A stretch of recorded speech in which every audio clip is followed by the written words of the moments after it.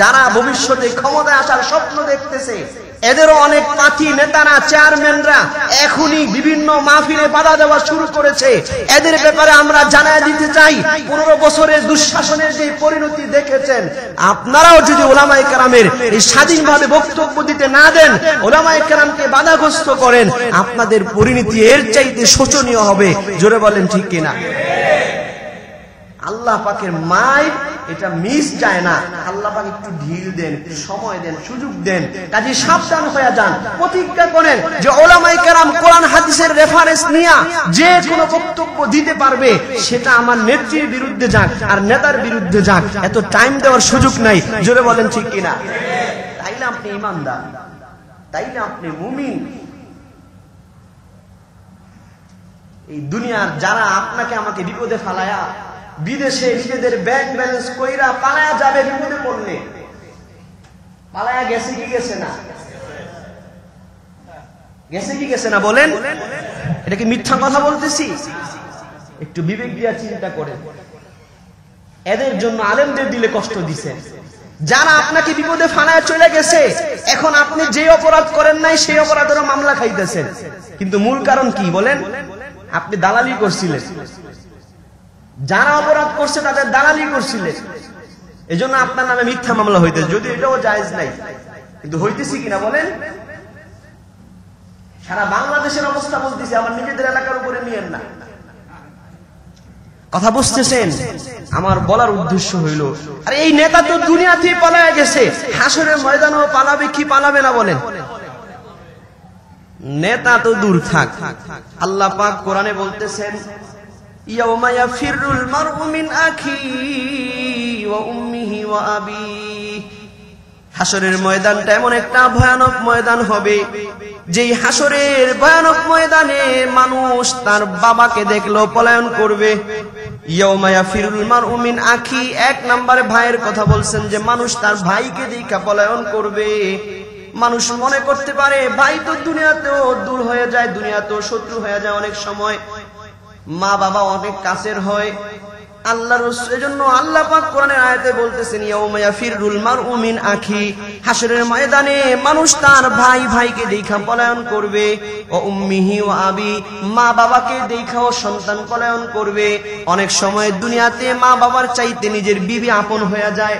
এজন্য পরবর্তীতে বলতেছেন, ওয়া সাহিবাতিহি, হাসরের ময়দানে যেই সন্তানরা দুনিয়াতে বিবিকে খুশি করতে গিয়া মা বাবাকে নারাজ করছে, করে কি করে না, হাসরের ময়দানে ওই স্বামী নিজেও তার স্ত্রীকে দেখা পলায়ন করবে, সামনে আসার সাহস পাবে না, দেখা আড়ালে চলে যাবে।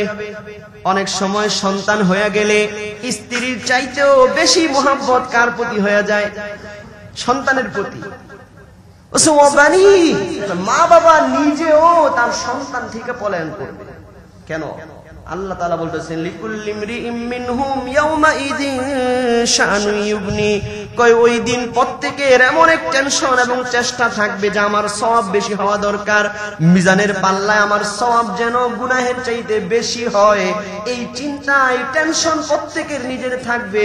এজন্য প্রত্যেকেই চিন্তা করবে, বাবারে দেখলে বাবাই যদি সওয়াব চায় নেয়, মা দেখলে মা যদি সওয়াব চায়, স্ত্রী দেখলে স্ত্রী যদি সওয়াব চায়, সন্তান দেখা যদি সওয়াব চায়, এই ভয়ে মা বাবা স্ত্রী সন্তান থেকেও ওই দিন সবাই পলায়ন করবে। আর রাজনৈতিক নেতার তো কোনো হদিসই থাকবে না। জোরে বলেন ঠিক কি?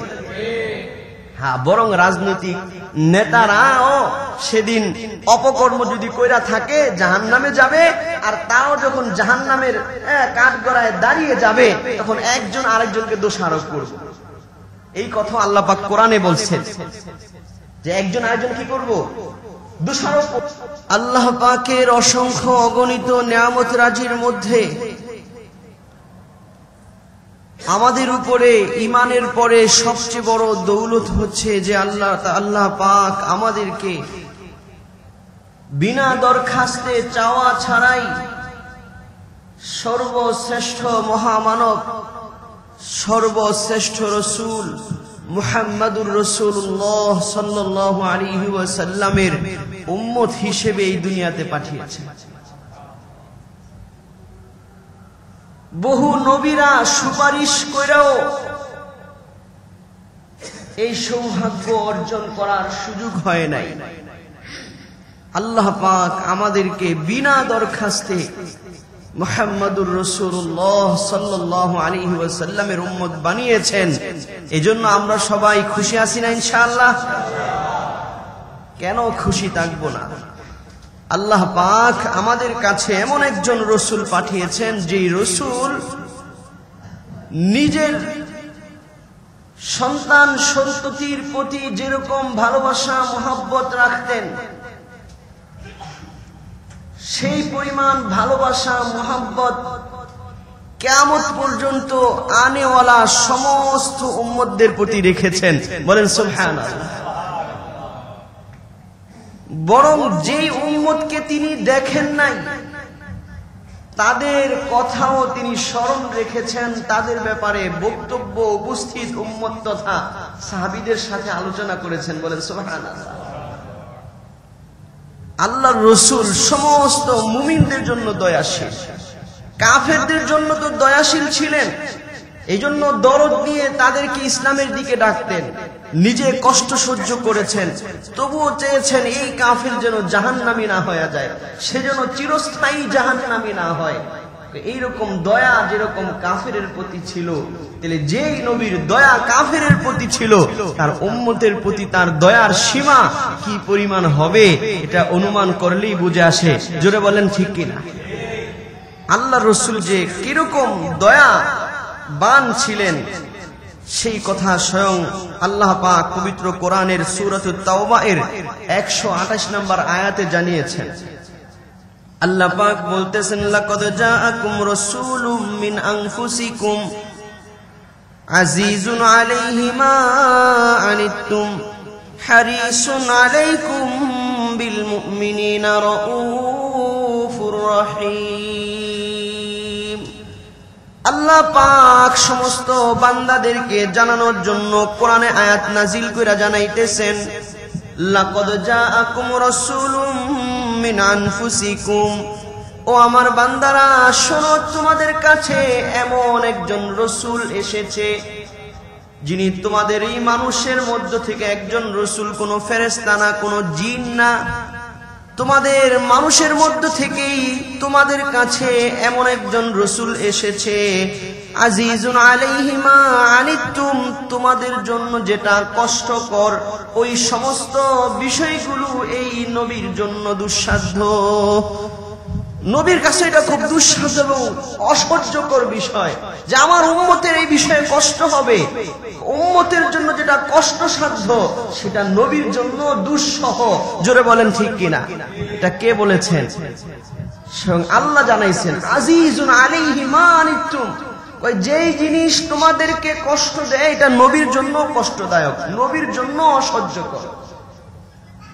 এরপরে আল্লাহ পাক আরো জানাইতেছেন, হারিসুন আলাইকুম, আমার এই সর্বশ্রেষ্ঠ নবী মুহাম্মাদুর রাসূলুল্লাহ, তোমরা যারা তার উম্মত আছো সকলের জন্য কল্যাণকামী। সুবহানাল্লাহ। এরপর আরো বলতেছেন, বিল মুমিনিনা রাউফুর রহিম, তবে এই নবী বিশেষভাবে যারা নাকি ঈমান আইনা তার উম্মত হয়েছে। গত জুমায় আলোচনা হয়েছিল কাফেররাও নবীর উম্মত, সমস্ত মানুষ নবীর উম্মত, কিন্তু আমরা যারা ঈমান এনেছি আমরা হইলাম ঈমানদার উম্মত। আল্লাহ পাক বিশেষভাবে জানাইতেছেন, বিল মুমিনিনা রাউফুর রহিম, আমি যেই নবী শ্রেষ্ঠ রাসূল পাঠাইলাম, আমার এই শ্রেষ্ঠ রাসূল বিশেষ করে মুমিনদের জন্য দয়াশীল, মুমিনদের জন্য বড় হৃদয় তার বড় নরম। সুবহানাল্লাহ। আল্লাহ যেখানে জানাইলেন যে এই রাসূল বিশেষভাবে মুমিনদের জন্য কি দয়াশীল, রাউফুর রহিম, দয়াবান, স্নেহশীল, ভালোবাসনেওয়ালা। বলেন সুবহানাল্লাহ। এই আয়াত থেকে আমরা জানলাম যে আল্লাহর রাসূল তার উম্মতের উপরে কি দয়াবান ছিলেন, অন্য নবীর তুলনায় বেশি দয়াবান ছিলেন। রাসূল নরম তবিয়ত ছিলেন। কাফেররাও অনেক সময় বেয়াদবি করত, উম্মত আয়েশা অনেক সময় না জানার কারণে বেয়াদবি করত, কিন্তু রাসূল সাল্লাল্লাহু আলাইহি ওয়াসাল্লাম নরম দিলের ছিলেন, খুব নরম তবিয়তের ছিলেন, রাগী ছিলেন না। বলেন সুবহানাল্লাহ। এই কথাও আল্লাহ পাক অন্য এক আয়াতে জানাইছেন। সূরা আল ইমরানের 159 নম্বর আয়াতে আল্লাহ তাআলা বলতেছেন, ফাবিমা রাহমাতিন মিনাল্লাহি লিনতা লাহুম। ওগো নবী, আল্লাহর দয়া, যে আল্লাহর দয়ার কারণে আপনি নবী পুরা উম্মতের জন্য আপনি নরম তবিয়তের হয়ে গেছেন। সুবহানাল্লাহ। মানে আল্লাহর রহমত দিয়া তাকে নরম তবিয়তেরই বানাইছেন। সুবহানাল্লাহ। এরপরে বলতেছেন, ওয়ালাউ কুনতা ফাজ্জান গালিজান।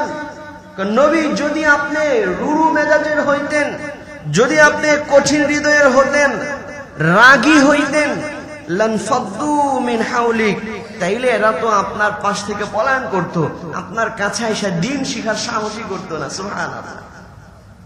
এখান থেকে দ্বীনের দায়ী যারা, তাদের নরম তবিয়ত হওয়া লাগবে, নরম তবিয়তের চলা লাগবে। অনেক বেয়াদবি করবে, অনেক অসহ্য আচরণ করবে, সবর কইরা সেগুলাকে সহ্য কইরা হিকমতের সাথে কি করতে হবে? দাওয়াতের কাজ করতে হবে। আল্লাহর রাসূল যদি খারাপ মেজাজের হইতেন, রাগী হইতেন, তাইলে অনেক মানুষরা সামনে আসার কি পাইতো না? সাহস পাইতো না। এই কথা আল্লাহ জানাইছেন, লানফাদ্দু মিন হাওলিক, এরা তো আপনার পাশ থেকে চলে যাইতো। কাজে এদের থেকে যদি কোনো ভুল ত্রুটি হয়ে যায়, বেয়াদবি হয়ে যায়, খারাপ আচরণ হয়ে যায়, তাহলে নবী আপনি রাগ করেন না, আপনি তো এমনও করেন না।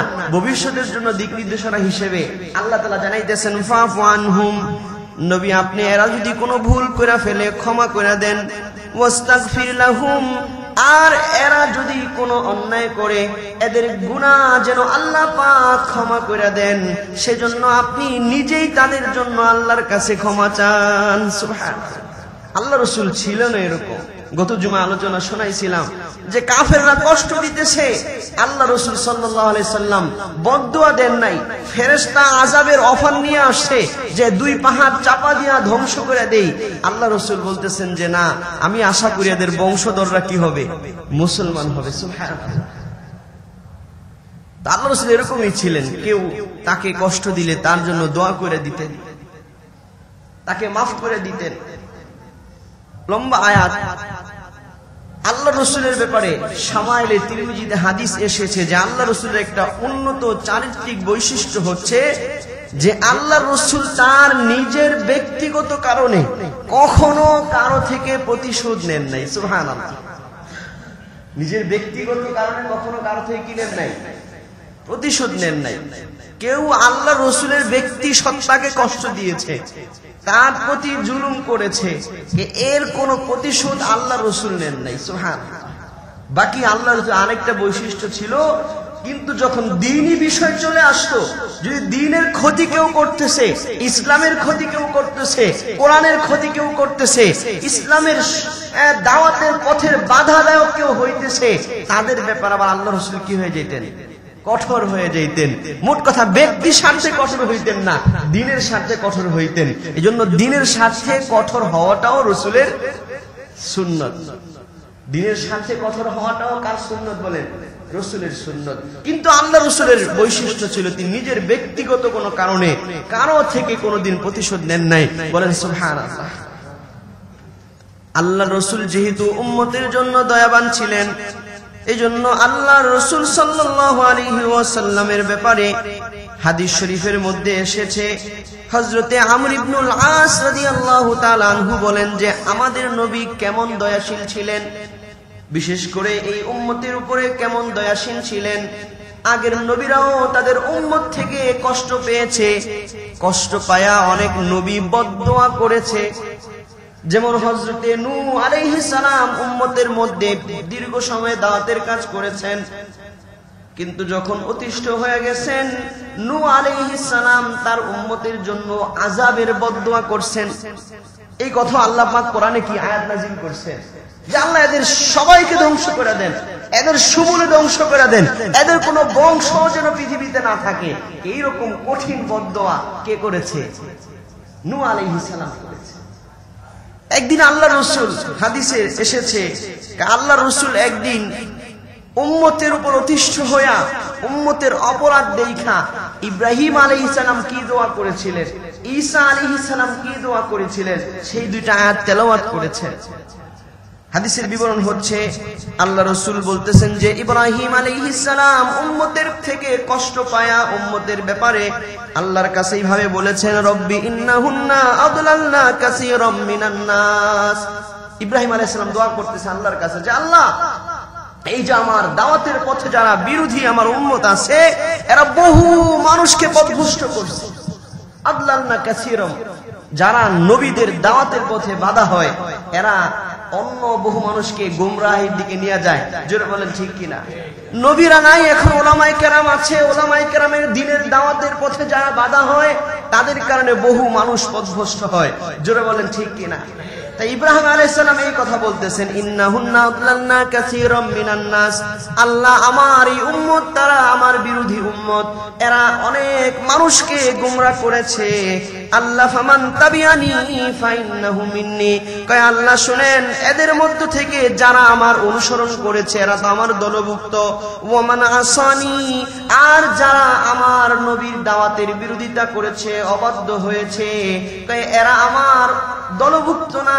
এদের ব্যাপারে যা করার ইচ্ছা আপনি করে ফেলেন, তবে ফাইন্নাকা গফুরুর রহিম। তবে আল্লাহ, আপনি যেহেতু দয়াবান, আপনি যেহেতু ক্ষমাশীল, আপনি চাইলে মাফ করতে পারেন, কিন্তু আমি আমার দলের বলতে চাই না। সুবহানাল্লাহ। বাহ্যিকভাবে মনে হয় যে দোয়াই করছে, এই জন্য সুবহানাল্লাহ বললাম যে আল্লাহ, আপনি তো দয়াশীল, আপনি চাইলে ক্ষমা করে দেন, কিন্তু এরা আমার দলভুক্ত না, আমি এদেরকে আমার দলে নিতে চাই না। সুবহানাল্লাহ। এরপরে আল্লাহ রাসূল ঈসা আলাইহিস সালাম কি দোয়া করেছেন, ওই দোয়াটা পড়ছেন। ঈসা আলাইহিস সালামের দোয়ার কথাও সূরা মায়েদার 118 নম্বর আয়াতে এসেছে। আল্লাহ রাসূল বলতেছেন, ঈসা আলাইহিস সালাম এই কথা বলেছে, ইন তুআযিবহুম ফাইন্নাহুম ইবাদুক। ওগো আল্লাহ, আপনি যদি এদেরকে শাস্তি দেন তাইলে এরা আপনার বান্দা। ওয়া ইন তাগফির লাহুম ফাইন্নাকা আনতাল আজিজুল হাকীম। আর যদি আল্লাহ, আপনি যদি এদের ভুল ত্রুটি ক্ষমা করে দেন, তাইলে আপনি দয়াময়, আপনি প্রজ্ঞাময়, আপনি পরাক্রমশালী, আপনি যা চান তাই করতে পারেন। চাইলে আযাবও দিতে পারেন, চাইলে মাফও করে দিতে পারেন। এই কথা কে বলেছে? ঈসা আলাইহিস সালাম। এই দুই নবীর কথা বইলা আল্লাহর রাসূল নিজে তখন এই উম্মতের জন্য হাত তুলে বলতেছেন, আই রব্বি উম্মতি, আই রব্বি উম্মতি, আই রব্বি উম্মতি। তবে আল্লাহ, আমার দোয়া হচ্ছে, আল্লাহ আমার গুনাহগার উম্মত হোক, অবাধ্য উম্মত হোক, আমার সাথে বেয়াদবি করনেওয়ালা উম্মত হোক, আল্লাহ আমার উম্মতকে আপনি মাফ করে দেন। আল্লাহ আমার উম্মতকে আপনি মাফ করে দেন। আল্লাহ আমার উম্মতকে আপনি মাফ করে দেন। সুবহানাল্লাহ।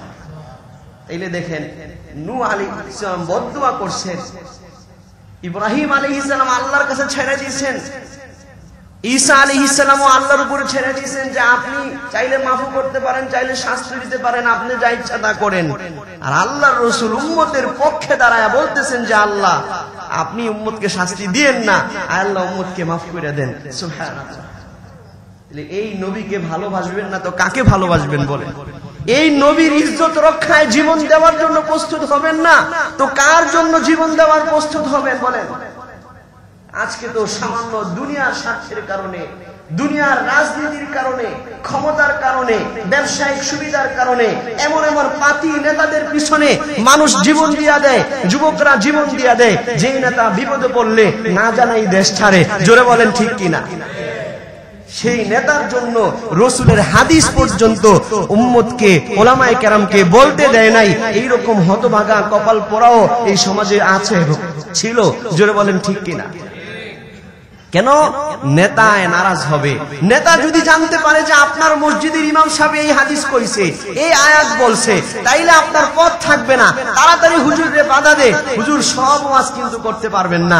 এইরকম একটা সময় আমরা অতিবাহিত করছি কি করি নাই? করছে কি করি নাই?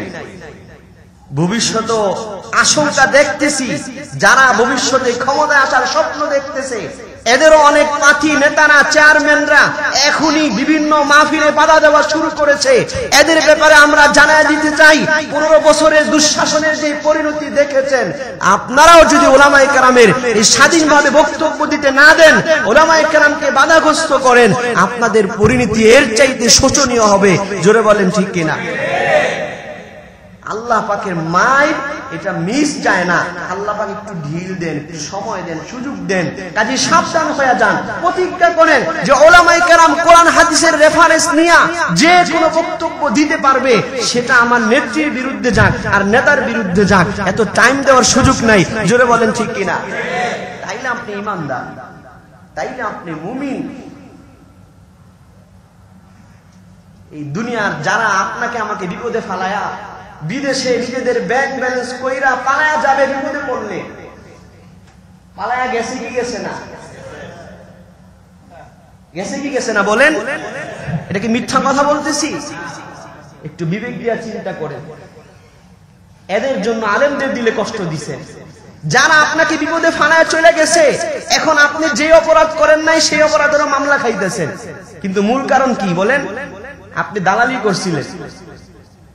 যারা অপরাধ করছে তাদের দালালি করছিলেন, এজন্য আপনার নামে মিথ্যা মামলা হইতেছে। যদি এটাও জায়েজ নাই, কিন্তু হইতেছি কিনা বলেন?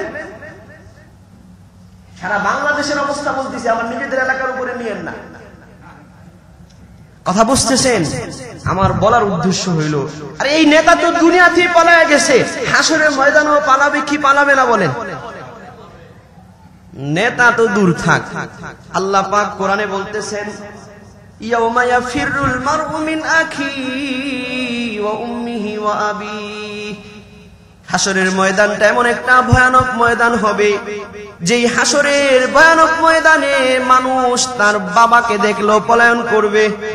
ইয়াউমা ইয়াফিরুল মারউ মিন আখি, এক নম্বরে ভাইয়ের কথা বলছেন যে মানুষ তার ভাইকে দেখা পলায়ন করবে। মানুষ মনে করতে পারে ভাই তো দুনিয়াতেও দূর হয়ে যায়, দুনিয়াতেও শত্রু হয়ে যায়, অনেক সময় মা বাবা অনেক কাছের হয়। আল্লাহর রাসূল, এজন্য আল্লাহ পাক কোরআনের আয়াতে বলতেছেন ইয়াউমা ইয়াফিরুল মারউ মিন আখি, হাসরের ময়দানে মানুষ তার ভাইকে দেখা পলায়ন করবে। ও উম্মিহি ওয়া আবি, মা বাবাকে দেখাও সন্তান পলায়ন করবে। অনেক সময় দুনিয়াতে মা বাবার চাইতে নিজের বিবি আপন হয়ে যায়। এজন্য পরবর্তীতে বলতেছেন ওয়া সাহিবাতিহি, হাসরের ময়দানে যেই সন্তানরা দুনিয়াতে বিবিকে খুশি করতে গিয়া মা বাবাকে নারাজ করছে, করে কি করে না? হাসরের ময়দানে ওই স্বামী নিজেও তার স্ত্রীকে দেখা পলায়ন করবে, সামনে আসার সাহস পাবে না, দেখা আড়ালে চলে যাবে। অনেক সময় সন্তান হয়ে গেলে স্ত্রীর চাইতেও বেশি মহব্বত কার প্রতি হয়ে যায়? সন্তানের প্রতি। মা বাবা নিজেও তার সন্তান থেকে পলায়ন করবে। কেন? আল্লাহ তাআলা বলতেছেন লিকুল্লি ইমরিইম মিনহুম ইয়াউমা ইযিন শাআনু ইউগনি, কয় ওই দিন প্রত্যেকের এমন এক টেনশন এবং চেষ্টা থাকবে যে আমার সওয়াব বেশি হওয়া দরকার, মিজানের পাল্লায় আমার সওয়াব যেন গুনাহের চাইতে বেশি হয়। এই চিন্তা, এই টেনশন প্রত্যেকের নিজের থাকবে। এজন্য প্রত্যেকেই চিন্তা করবে, বাবারে দেখলে বাবাই যদি সওয়াব চায় নেয়, মা দেখলে মা যদি সওয়াব চায়, স্ত্রী দেখলে স্ত্রী যদি সওয়াব চায়, সন্তান দেখা যদি সওয়াব চায়, এই ভয়ে মা বাবা স্ত্রী সন্তান থেকেও ওই দিন সবাই পলায়ন করবে। আর রাজনৈতিক নেতার তো কোনো হদিসই থাকবে না। জোরে বলেন ঠিক কি? হ্যাঁ, বরং রাজনৈতিক নেতারাও সেদিন অপকর্ম যদি কইরা থাকে জাহান্নামে যাবে। আর তাও যখন জাহান্নামের কাঠগড়ায় দাঁড়িয়ে যাবে, তখন একজন আরেকজনকে দোষারোপ করবে। এই কথা আল্লাহ পাক কোরআনে বলছেন যে একজন আরেকজন কি করব? দোষারোপ করব। যারা যাদের সহযোগী ছিল এদের সবাইকে একসাথে ডাকবো। যাক, আমার আলোচনা বা আরেক দিকে চলে গেছে। মূল বিষয়বস্তু ছিল যে আল্লাহর রাসূল, যেই নেতা দুনিয়াতে থাকতেও উম্মতের জন্য কেঁদেছেন, হাসরের ময়দানেও কাঁদবেন, সেই নেতাকে খুশি না কইরা, সেই নেতাকে দুঃখ দিয়া, সেই নেতার সুন্নতকে মিটায়া, হাদিসকে মিটায়া, আজকে যেই নেতার পিছনে ছুটতেছি, যেই নেতাকে খুশি করতেছি, এই নেতা দুনিয়াতেও কাজে আসবে না, হাসরের ময়দানে তো আসবেই। এজন্য আমার নেতা, আপনার নেতা বিশ্বনবী মুস্তাফা, এই স্লোগান দিব তো ইনশাআল্লাহ। এই কথা দিলে লালন করবো। আমাদের নেতাকে বলেন মুহাম্মাদুর রাসূলুল্লাহ। তিনি শুধু আমাদের নেতা না, সাইয়্যিদুল মুরসালিন, সমস্ত নবী এবং রাসূলের নেতা। বলেন সুবহানাল্লাহ। এমন দামি নেতা আমরা পেয়েছি, এই নেতাকে পায়া খুশি হইতে হবে। তার ইজ্জতের জন্য যদি ওলামায়ে কেরাম ডাক দেন, জীবন দিতে হবে। জোরে বলেন ঠিক কিনা? কেউ যদি সেই নবীর ইজ্জত নষ্ট করতে চায় অথবা নবীর ইজ্জত নষ্ট হয় এরকম বক্তব্য দেয়, ভুলেও দেয়, এর স্পষ্ট ক্ষমা চাইতে হবে। জোরে বলেন ঠিক কিনা? এজন্য আমরা গত জুমার আগের জুমায় সাদপন্থীদের বিরোধিতা করেছিলাম। তাদের নেতা এই মাওলানা সাদ নবীদের ব্যাপারে বিষোদ্গার করেছে। যদি বলে থাকেন ভুলে বলছে, তবু স্পষ্ট ক্ষমা চাইতে হবে। অথচ কয়েকদিন আগেও তারা যে সাংবাদিক সম্মেলন করেছে সেখানে বলছে সাদ সাহেব যা কইছে কোন না কোন কিতাবে আছে, সবই ঠিক কইছে। নাউজুবিল্লাহ। কেউ কেউ মাঝে মাঝে বলতেছে রুজু করছে, আবার কেউ কেউ সব ঠিকই কইছে। আপনারা বুঝেন না যে ওলামায়ে কেরাম কেন তাদের জন্য এখনো কঠোর? কেন ওলামায়ে কেরাম তাদের জন্য কঠোর? গভীর এক ফিতনার দিকে তারা এই বিচ্যুত হয়ে তাবলীগ জামাত থেকে বিচ্যুত হয়ে নিয়ে যাচ্ছে। দেখো এটা আমার আলোচ্য বিষয় না। আলোচ্য বিষয় হচ্ছে আল্লাহ রাসূল ঈসা আলাইহিস সালামের দোয়ার কথা বইলা, ইব্রাহিম আলাইহিস সালামের দোয়ার কথা বইলা নিজে কাঁদতেছেন আর বলতেছেন আই রব্বি উম্মতি, আই রব্বি উম্মতি, আই রব্বি উম্মতি। এটা দুনিয়াতে যায় আল্লাহ আমার উম্মতকে maaf করে দেন, আয় আল্লাহ আমার উম্মতকে maaf করে দেন।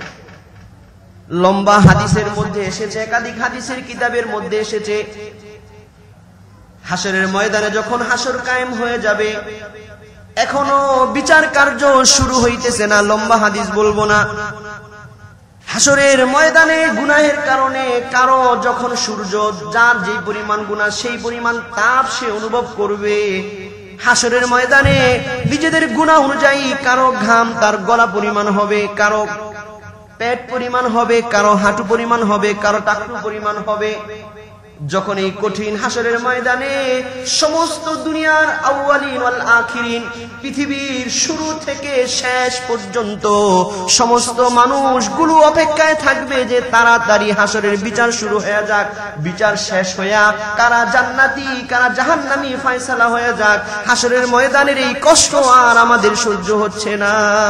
এইরকম একটা পরিস্থিতি যখন থাকবে, তখন মানুষ দৌড়ে যাবে সর্বপ্রথম আদম আলাইহিস সালামের কাছে।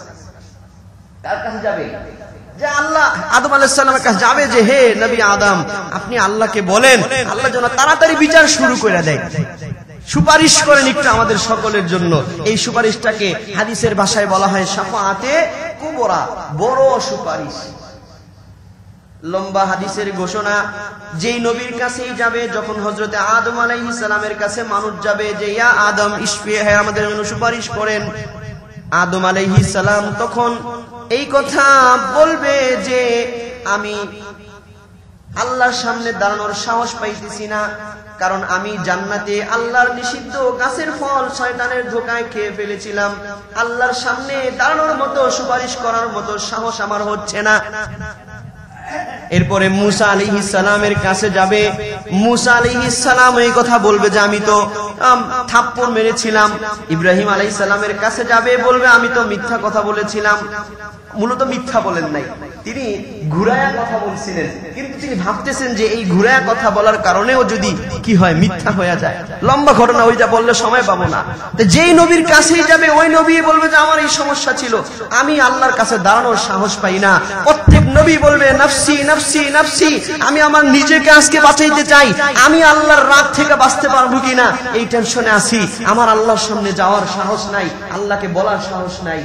সর্বশেষ যখন ঈসা আলাইহিস সালাম বলবে যে তোমরা মুহাম্মাদুর রাসূলুল্লাহ সাল্লাল্লাহু আলাইহি ওয়াসাল্লামের কাছে যাও, ওনার কাছে যা অনুরোধ করো, আল্লাহর রাসূল সাল্লাল্লাহু আলাইহি ওয়াসাল্লাম সেদিন আল্লাহর আরশের নিচে যায়, আরশের সামনে যায় সিজদায় পড়ে যাবেন আর বলতে থাকবেন আয় রব্বি উম্মতি, আয় রব্বি উম্মতি, আয় রব্বি উম্মতি, হে আমার রব, আমার উম্মতকে আপনি বাঁচায়া দেন, আমার উম্মতকে বাঁচায়া দেন, আমার উম্মতকে বাঁচায়া দেন। বলেন সুবহানাল্লাহ। তাহলে রাসূল দুনিয়াতেও আল্লাহকে ডাকছেন আমার উম্মতকে বাঁচান, আমার উম্মতকে বাঁচান, আর হাসরের ময়দানেও রাসূল ডাকবে আমার উম্মতকে বাঁচান, আমার উম্মতকে বাঁচান। আপনি চিন্তা করেন সেই নবী দিন প্রচারে যদি আপনি আমি বাধা হই, রাজনৈতিক স্বার্থে আপনার আমার চাইতে কপাল পোড়ার কোনো মানুষ হইতে পারে না। জোরে বলেন ঠিক কিনা? আল্লাহ তাআলা সকলকে বুঝার তৌফিক দান করেন।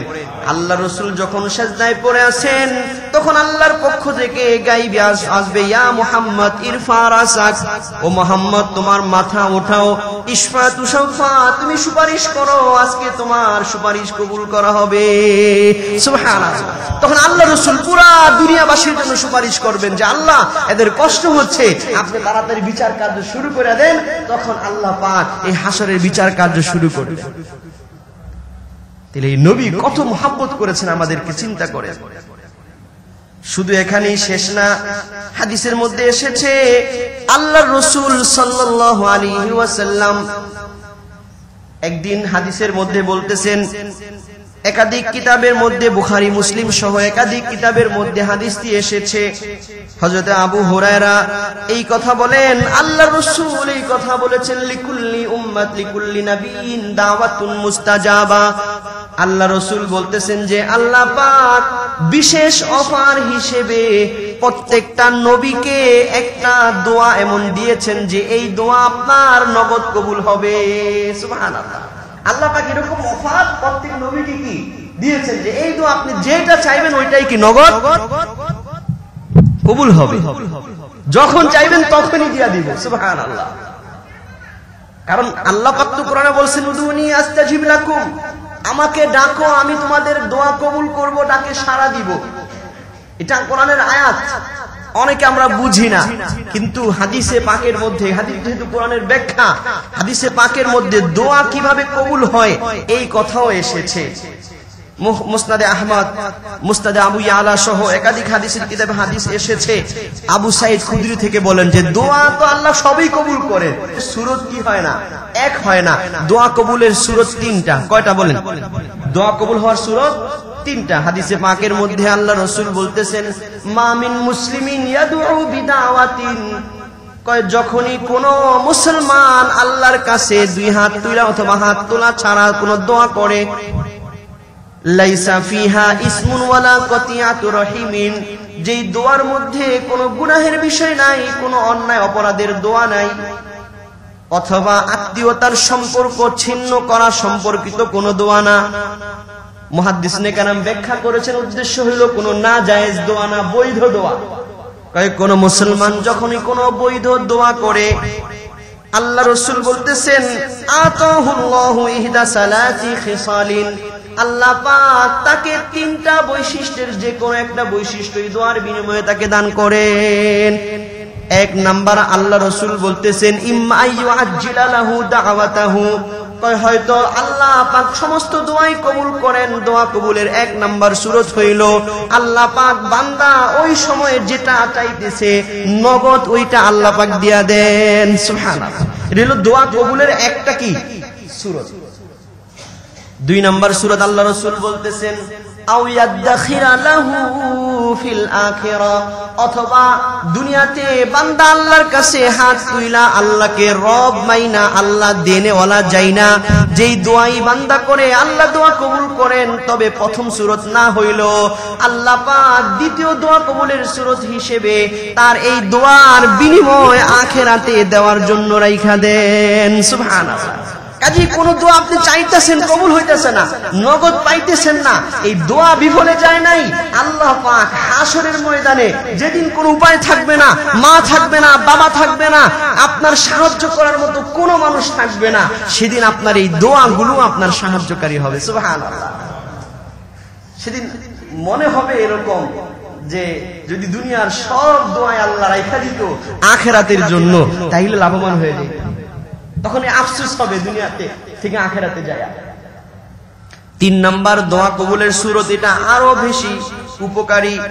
আল্লাহ রাসূল বলতেছেন, আও ইউসরিফানহু মিনাশ শাররি মিসলাহা, অথবা আল্লাহ পাক প্রত্যেক দোয়াই কবুল করেন, তবে দোয়াটা নগদ কবুল হয় না। ওই দোয়ার বিনিময়ে আল্লাহ পাক এমন এক বিপদ মুসিবত তার থেকে দূর করে দেন যেই বিপদ মুসিবতের খবর তার ছিল না। মানে আপনি চাইছেন যে আল্লাহ আমার এই জিনিসটা দরকার, এটা কইরা দেন, কিন্তু আপনি জানেন না কালকে আপনার কপালে একটা কি আছে, বড় বিপদ আছে। যদি আপনি জানতেন যে এই বিপদ আসতেছে, আপনি এটা না চাইয়া বলতেন যে আল্লাহ মাফও চাই, আল্লাহ আপনার দয়াও চাই, আমার এই বিপদ থেকে বাঁচান।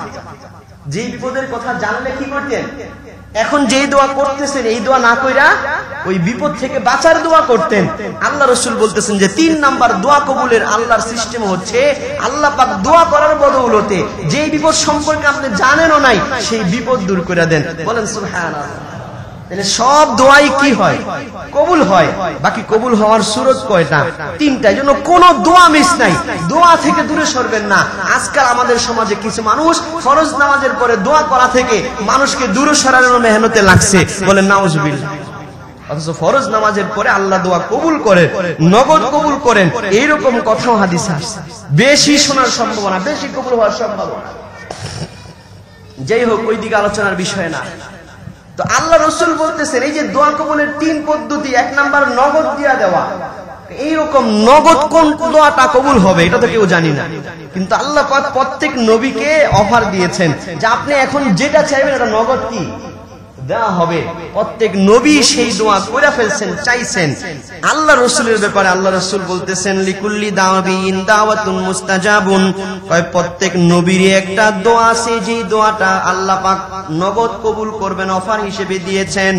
আল্লাহ রাসূল বলতেছেন তবে আমি নবী মুহাম্মদুর রাসূলুল্লাহ ইন আখতাবিয়া দাওয়াতি, কয় আমি নবী আমার ওই দোয়াকে গোপন রেখেছি শাফাআতান লি উম্মতি, আমার উম্মতের জন্য হাসরের ময়দানে সুপারিশের দোয়া হিসেবে আমি নবী আমার সেই অফারটা দুনিয়াতে গ্রহণ করি নাই। সুবহানাল্লাহ।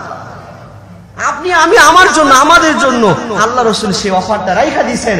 হাসরের ময়দানে যে উম্মত বিপদে পড়বে ওই উম্মতকে বিপদ থেকে বাঁচানোর জন্য আল্লাহ রাসূল সেই অফারটা গ্রহণ কইরা উম্মতকে বাঁচাই দিবেন। বলেন সুবহানাল্লাহ। এই নবীকে ভালোবাসা দরকার আছে না নাই? হ্যাঁ, এই নবীর আদর্শ সমাজে প্রতিষ্ঠা হওয়ার মেহনত করা দরকার আছে না নাই? আরেকটা হাদিস বইলা শেষ করে দিব।